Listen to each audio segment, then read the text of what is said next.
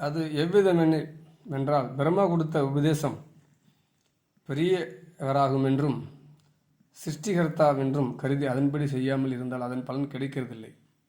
எறும்பு கொடுத்த உபதேசமோ என்று அது சிறிய ஜீவி ஆகும் என்றும் அல்ப ஜீவன் என்றும் கருதி அதை சரிவர செய்யாதால் பலன் கிடைக்காமல் இருக்கிறதும் இல்லை. அதனாலாகும் பிரம்மாவும் எறும்பும் வித்தியாசமில்லை என்று சொல்ல காரணம். ஆனால் நமக்கு பலன் கிடைத்தது எவ்விடத்திலிருந்து? நம்முடைய தொழிலிலிருந்து. அத்தொழில் எவ்விடத்து உண்டாயிற்று? மனதிலிருந்து.